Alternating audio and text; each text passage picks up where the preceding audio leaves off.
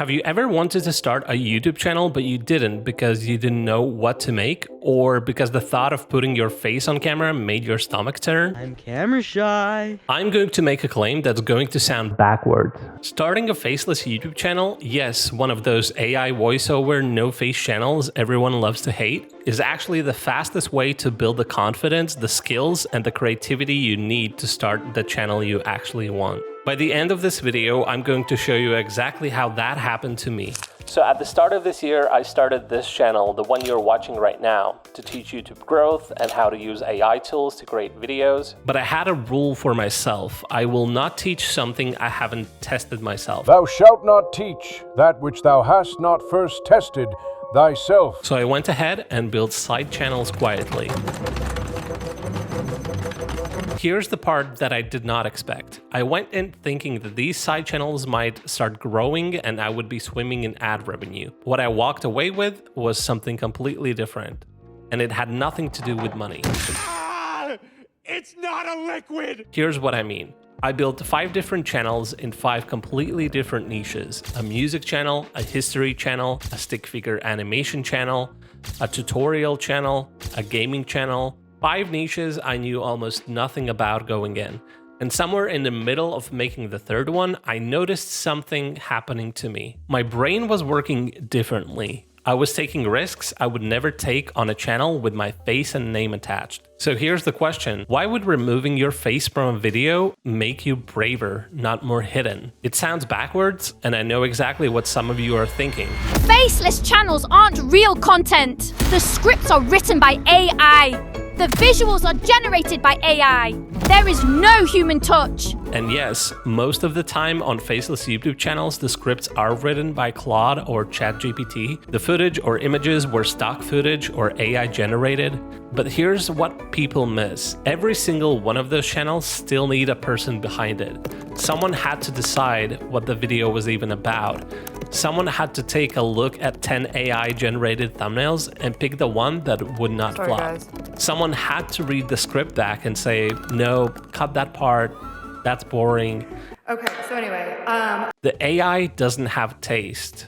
You do. And the taste, knowing what's good, what's boring, what people will actually click on, that's the skill that transfers to everything you make afterward. So let's get back to the question. Why does hiding your face make you take more risks, not fewer? When your face and your name are attached to a video, every choice feels like it's being judged. The title, the joke, the opinion, the editing style, it all feels personal because it is.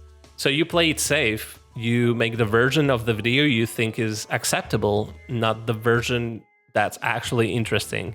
Take your face out of it, and something shifts. Nobody knows it's you. If the video flops, it's not you that flopped, it's the channel. That difference is what gives you the permission to experiment. And that's exactly what happened to me.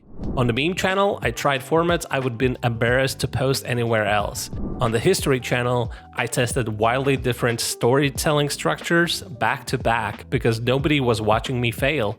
I was just watching the data. On the stick figure animated channel, I let myself be genuinely weird with pacing and humor because there was zero personal risk attached. None of that would have happened on a channel with my face on it. I would have second-guessed every single choice before it got published.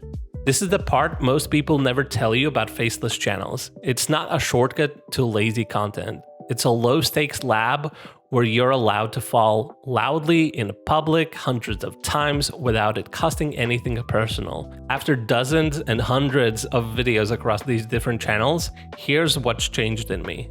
I started understanding why a title works, not just copying titles that worked for someone else. I could feel before even I uploaded whether a thumbnail would hold attention. I learned what makes people stay versus click away in the first 10 seconds, not from a course, not from a blog post, but from watching my own retention graphs over and over again until the pattern becomes obvious. That single shift, separating your self-worth from content's performance, is something most creators never learn until years in, if ever.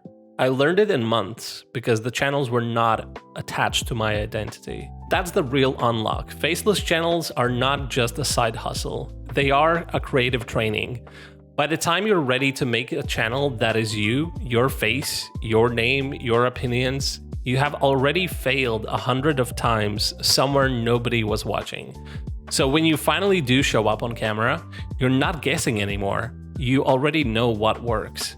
If you've been sitting on the idea of starting a YouTube channel for months, maybe years, and the thing that stopped you is either I don't want to be on camera, or I genuinely don't know what my channel should even be about, this is your answer. You don't need to have your whole personal brand figured out before you start. Start with a faceless channel in any niche that mildly interests you. Treat it like a lab, not a launch. Let it be messy, let some videos fail. That's the entire point. It's not supposed to be precious. So back to the question from the start of the video. How does removing your face from camera makes you more creative, not less? Because it removes the one thing that's making you play it safe, your ego. And once that's gone, you're free to actually experiment, fail, and learn much faster. I built 5 faceless channels this year, not knowing this is what I would get out of it. I expected ad revenue, but what I actually got was the confidence and the instincts to make the channel I'm making right now, this one. If you've been stuck on starting your YouTube journey, stop waiting for the perfect idea or the perfect amount of confidence. Start faceless, learn loudly, fail cheaply, and when you're ready, bring everything you learned to the channel that's really you. If this gave you a different way to think about starting on YouTube, subscribe. I'm sharing everything I test, the wins and the flops, right here. So subscribe, check out the other videos, and I will see you next time.